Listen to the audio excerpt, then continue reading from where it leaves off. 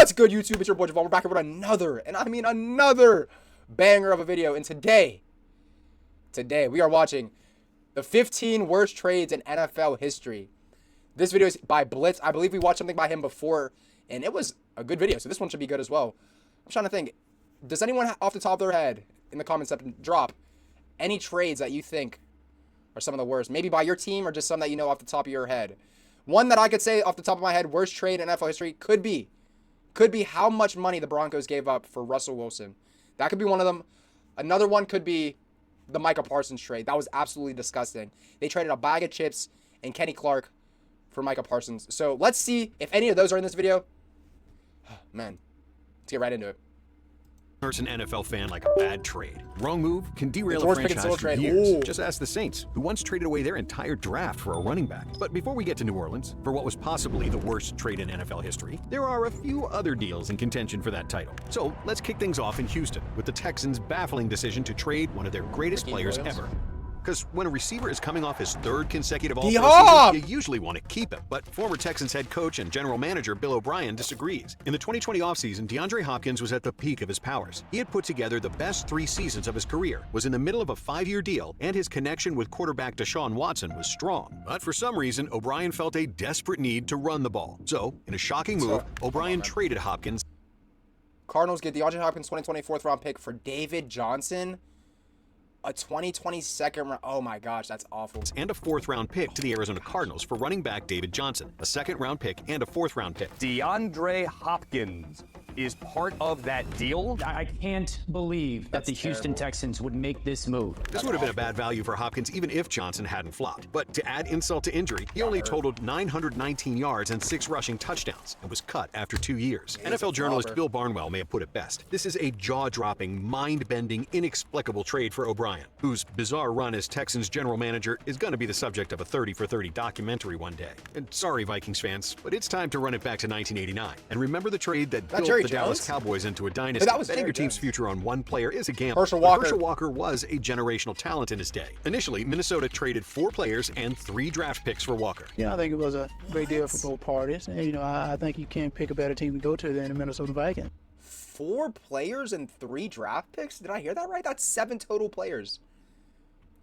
However, the deal was set up to conditionally award the Cowboys more picks if they cut the 4 players that made the move. And Dallas took full advantage of that. One owner said it's a great train robbery. After cutting the 4 players, Dallas was now walking away with 3 first-round picks and 3 second-round picks. They would end up drafting Emmitt Smith, Darren Woodson, and Kevin Smith, all of which were key names in the Cowboys' ensuing 3 Super Bowls. Meanwhile, the Vikings' gamble did not pay off, because Walker only played 3 seasons in Minnesota, never rushing for over 1,000 yards. And in a deal that was supposed to take the Vikings to the Super Bowl, the NFC North franchise still has not made an appearance since. Damn. But in terms of bad trades in the 1980s, only one was as horrible as the Walker deal. See, quarterback trades always get the attention. However, in the 1983 NFL draft cycle, John Elway's move to the Denver Broncos was different, because the NFL's #1 prospect was so against playing for the dumpster fire that was the Baltimore Colts, he threatened to play baseball instead of football. Baltimore was adamant about not trading Elway, and for good reason. He was a generational talent, but sticking to their guns ended up harming their potential return on a trade. By the time a trade was finally agreed upon, they ended up with offensive tackle Chris Hinton, QB Mark Herman, and a first-rounder in 1984. And if it wasn't clear, none of those guys were John Elway. Elway is now the most important figure in Broncos history, winning 3 Super Bowls as a player and team executive. The Colts eventually found their Super Bowl winning QB in Peyton Manning, but they spent 15 years in agony watching Elway lead Denver to success. And while Elway is a living legend in Denver, we saw Russell Wilson fall from grace in the Mile High. I was right. Because ever since 2022, when Denver gave up 3 players, 2 first-round picks, and 2 second-round...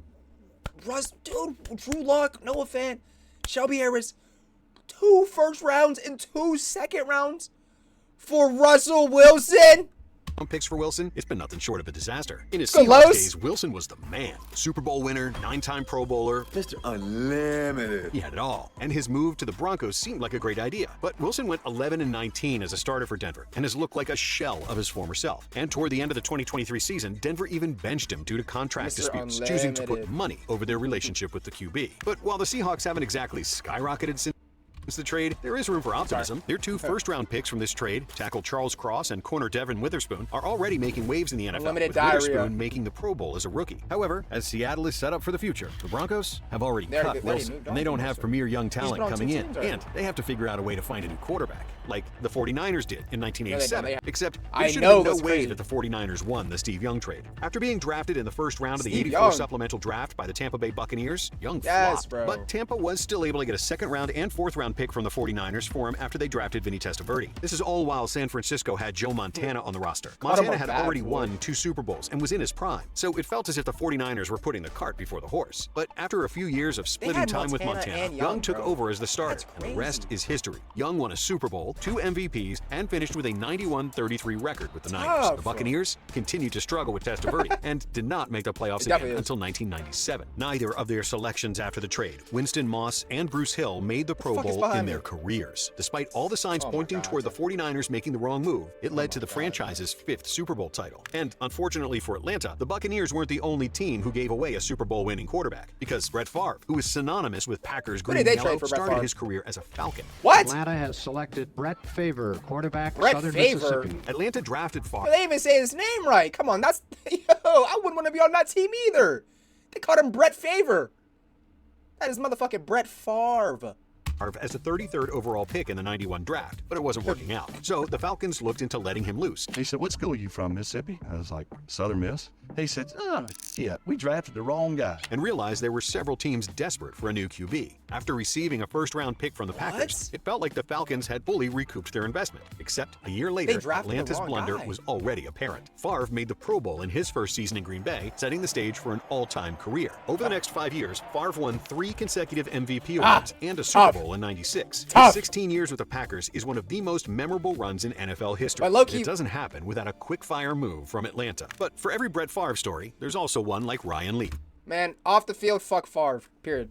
As a former number 2 overall pick, Leaf's career flop is only emphasized by the fact that Peyton Manning was taken in the spot before him. But in 1998, the San Diego Chargers were so convinced that Leaf was the real deal, they made a gigantic trade to move up 1 spot and draft him. The Cardinals were happy to move down in exchange for the Chargers' second-round pick that year and their first-round pick in 1999. They were also handed 2 players, Patrick Sapp and Eric Metcalf, though neither really panned out. But if the hype wasn't already real for Leaf, that trade created a different level of expectation. He threw it right to the Leaf told fans defense. Yo, why it says Mitch Trubisky? Oh God. And after signing that, I'm looking forward to a 15-year career, a couple of trips to the Super Bowl, and a parade through downtown San Diego. Leaf's career in San Diego lasted just 2 years and 21 games. Leaf was often injured, but was generally terrible when he did hit the field. And by the age of 26, after just 3 years in the NFL, Leaf was out of the league. The Chargers' blunder was so bad that there are few draft moves that can top it. But in terms of deals that can compare, let's head to Chicago and talk about the Bears and Mitch Trubisky. What is there to say about Mitch Trubisky that hasn't been said? He's one of the NFL's most prominent flops. Chicago fans still get made fun of for his run. But the Bears giving up a significant amount to draft him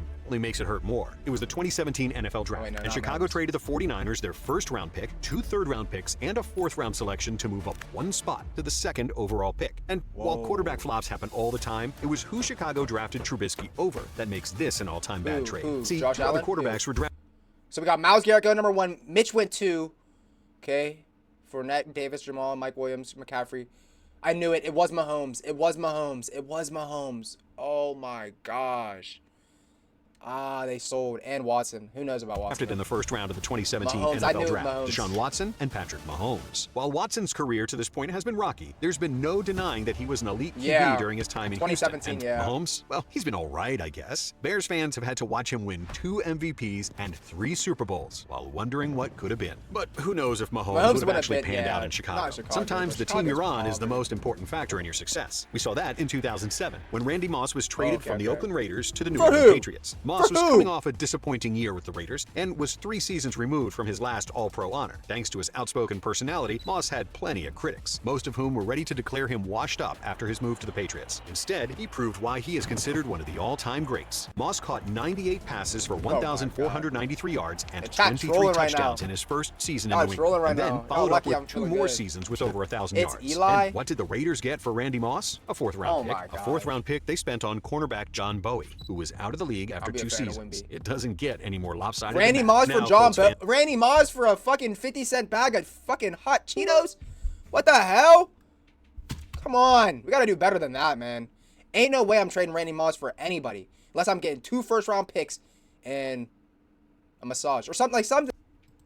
Buckle in. It's time for the Trent Richardson trade. The Elway trade may have been franchise-defining, but the Richardson deal in 2013 is a different mistake entirely. Coming out of college, Richardson had as much hype as any running back that decade. He dominated at Alabama and had all the traits of a premier NFL running back. But in his rookie year with the Cleveland Browns, all the hype fell flat. Richardson averaged just 3.6 yards per carry and looked far less The Cleveland Browns, bro. The Cleveland Browns. convincing against other pros. But somehow, Indianapolis didn't get the memo. The Colts needed a running back to complement Andrew Luck. So when the Browns indicated that they might trade Richardson, the Colts took a chance. Jim Irsay was not kidding when he said this was going to be a monumental, a shocking trade, and it is. Trading their first-round pick in the 2014 draft for Richardson. And to put it simply, Richardson was bad. He averaged just 3.1 yards per carry with the Colts, totaling 977 yards and 6 rushing touchdowns in his 2 seasons with the team. After missing a team meeting in the 2015 offseason, Richardson was released and never played a regular season snap in the NFL again. But you're not out of the deep end yet. People get those stats that he got in 2 years in 1 year, so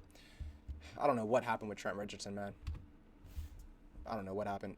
The Browns, man, because Indianapolis is still feeling the effects from the move for Carson Wentz in 2021. Midway through the 2017 season, Carson Wentz looked like a future face of the NFL. He propelled the Eagles to an 11-2 record as a starter that year, but an ACL tear led to Nick Foles making history and winning the Super Bowl. Philly still believed in Wentz, but the next 3 years were rough to watch. Wentz played okay, but he was constantly injured and could just never really get back to the level he played at in 2017. He carried that team to the Super Bowl, but just like with Richardson, the Colts didn't get the message. They offered a conditional first-round pick and a third-round pick for Wentz, which Philly happily accepted. All things considered, Wentz played decently for Indy, throwing for 3,563 yards, 27 touchdowns, and 7 interceptions. But part of why this move was a failure was what the Colts did next. They pulled the plug on the Wentz experience, trading him to the Washington Commanders for, essentially, a couple of third-round picks. So basically, the Colts paid a premium for 1 season of Carson Wentz. But we can finally give Indy a break, and instead look to the Rams. Yeah, I was going to say, the Carson Wentz one doesn't seem that bad, honestly. He carried that Philly team to the Super Bowl. And he just got injured at the end, and then Nick Foles took over. He has a Super Bowl ring for sure. He was definitely good before the injuries. Like, if he didn't get injured, like he's still like a decent backup now. So like, I don't know, man. I don't think that's that bad of a trade. That's just my opinion, though.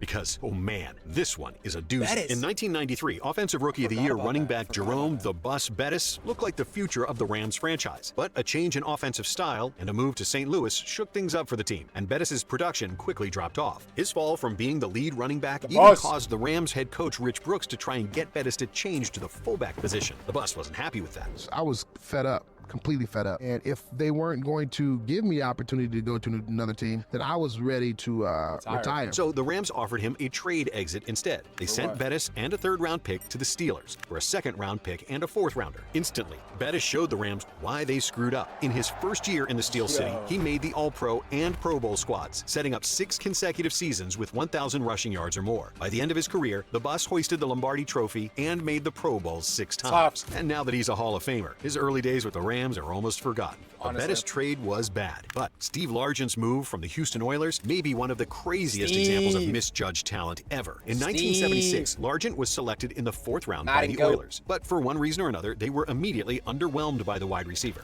He was undersized, he wasn't fast, he was labeled as a slow white guy. In fact, the Oilers were planning to cut Largent just months after drafting him, until the Seahawks expressed interest and were able to get him for an 8th-round pick. And in return for saving his NFL career, Largent repaid Seattle by putting together an all-time great career. Over 14 seasons with the Seahawks, Largent set every major franchise receiving record, catching 819 passes for 13,089 yards and 100 touchdowns, and was the first player in Hawks history to have his number retired. Largent terrorized the 49ers and other NFC teams for over a decade.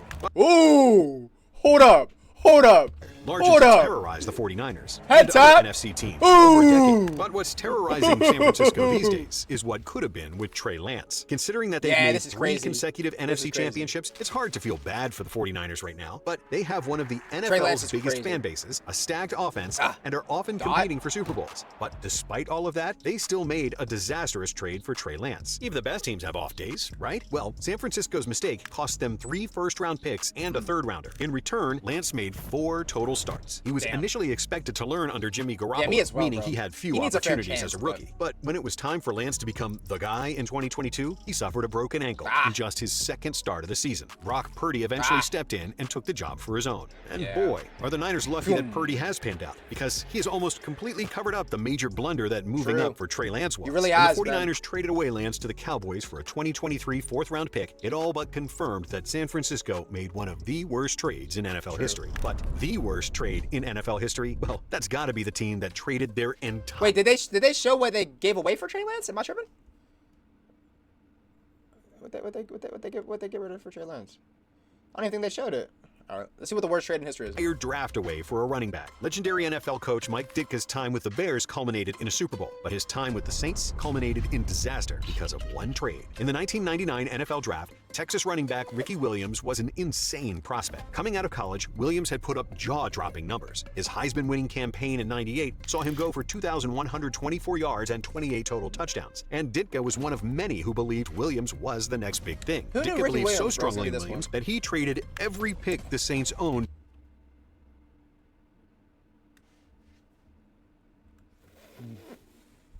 What? in the '99 draft and a first and third rounder in the 2000 What? draft in order to move Oh up my from 12 gosh. to 5 and take Ricky. Immediately, Williams had injury issues as a Oh, rookie, but God the biggest problem damn. was that the Saints were abysmal, going 3-13. On top of that, giving up so many resources for Craziest Williams trade in meant they history. could barely improve the team. Ditka was fired after the Hell season, yeah. just adding Gone. to the chaos in New Orleans. Williams did get better with back-to-back 1,000-yard seasons, Not but the worth damage it, was though. done, and he was never on good terms with the Saints worth it, organization. bro. After 3 seasons, New Orleans traded him and never got their money's worth for the gigantic How deal. could you? For more of the best NFL content on YouTube, Rise and stick fall. with Oh, that's Blitz. crazy. All right, dude, Russell Wilson's not that bad. God damn, he's not that bad. He's kind of bad, but yo, W freaking video here by Blitzman. What trade do you guys think was the worst? It got to be the Ricky Williams one, honestly. There's not much I can compare to that one. Leave a comment down below. Hit that subscribe button if you're new, and like the video for your boy, man. Also, go like and sub to Blitz W video, and I'll see you guys in the next one. Peace.